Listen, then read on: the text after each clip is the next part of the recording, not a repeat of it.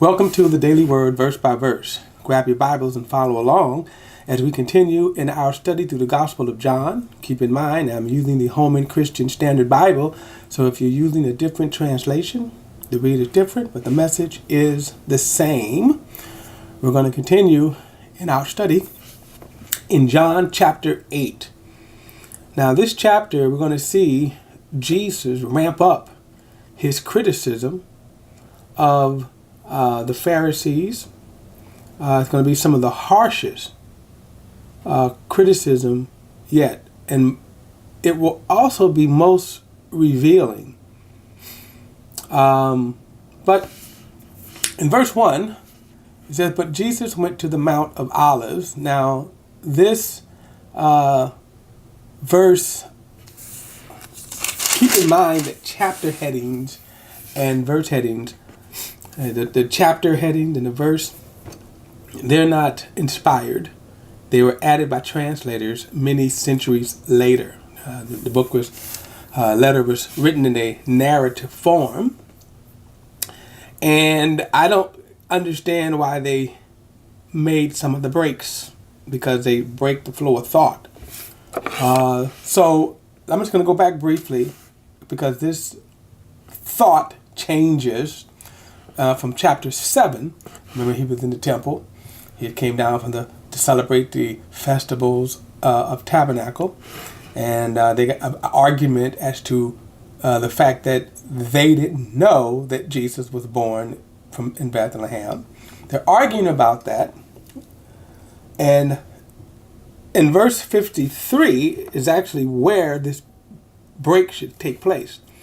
So it says, "So each one went to his house." And then chapter 8, verse 1, "But Jesus went to the Mount of Olives."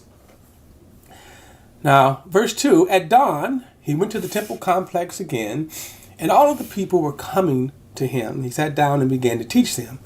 And the scribes and the Pharisees brought a woman caught in adultery, making her stand in the center. 'Teacher,' they said to him, 'this woman was caught in the act of committing adultery. In the law of Moses commanded us to stone such a woman. So what do you say?' They asked this to trap him in order that they might have evidence to accuse him." So right here, John gives us the motive, right? To trap him.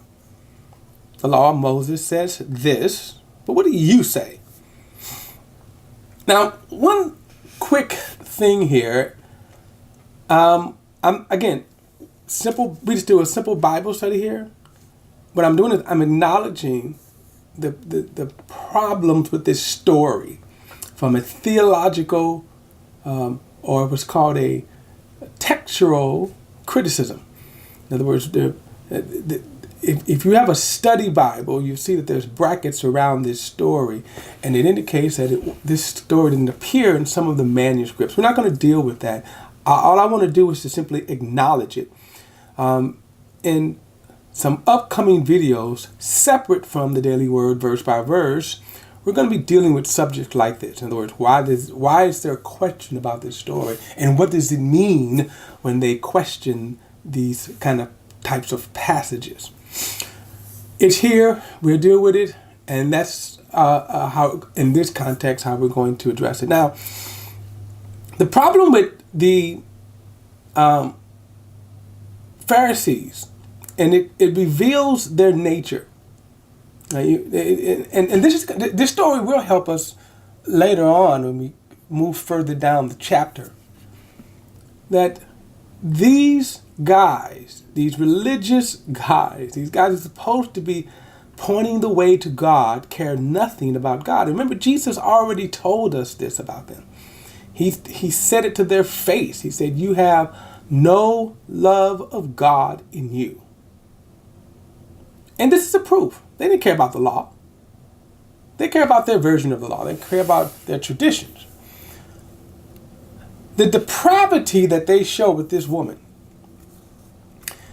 One, they had to either set this up or they had to watch, right? They were somewhere near watching this adulterous act happen. Then they go in and they grab the woman in the act. And they drag her before Jesus.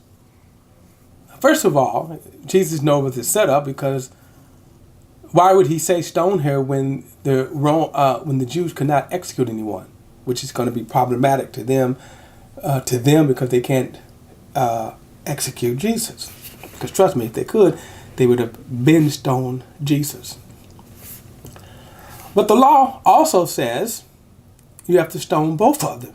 So where's the man? And thus this proves their hypocrisy. Now, verse 6 again, they asked this to trap him in order that they might have evidence to accuse him. Jesus stooped down and started writing on the ground with his fingers. And don't try to figure out what he wrote because John doesn't tell us. A lot of people try to speculate. Verse 7, when they persisted in questioning him, he stood up and said to them, the one who is without sin among you should be the first to throw the stone at her. Then he stooped down again and continued writing on the ground. When they heard this, they left one by one, starting from the older men. He was left alone with the woman in the center. And when Jesus stood up, he said to her, woman, where are they? No one has condemned you. Interesting that he says woman. Remember, excuse me. Remember, woman, it's kind of a customary term of respect, not disrespect. He didn't say adulterer, adulteress, whore. He says, woman, where are they? Has no one condemned you? No one, Lord, she answered. Neither do I condemn you, said Jesus. Go, and from now on, do not sin anymore. Kind of interesting. He sends her off, but tell her, don't sin anymore. Yeah, in other words, he doesn't cover the sin or dismiss the sin. He acknowledges it. He says, don't sin anymore. Verse 12. Then Jesus spoke to them again. I am the light of the world. Anyone who follows me will never walk in darkness, but would have the light of life. So the Pharisees said to him, you're testifying about yourself. Your testimony is not valid. So verse 14, even if I testify about myself, Jesus replied, my testimony is valid because I know where I came from and where I'm going. But you don't know where I come from and where I'm going. You judge by human standards. I judge no one.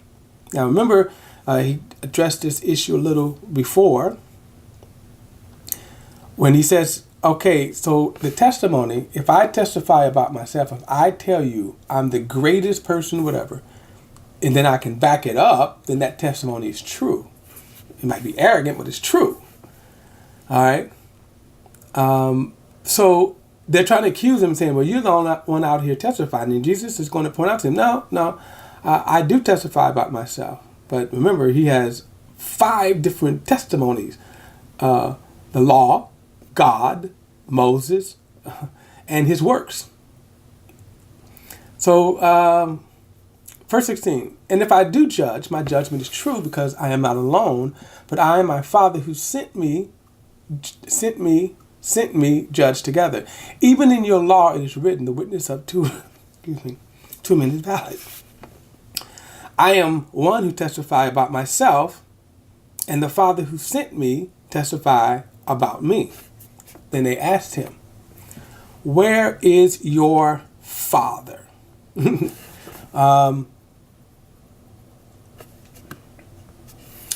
neither know me nor my Father.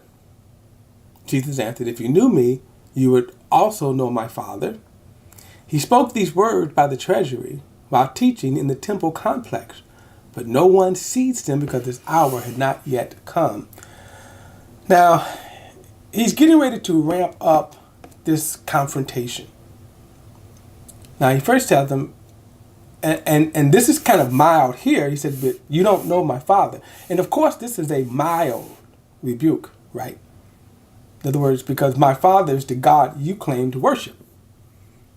So, we'll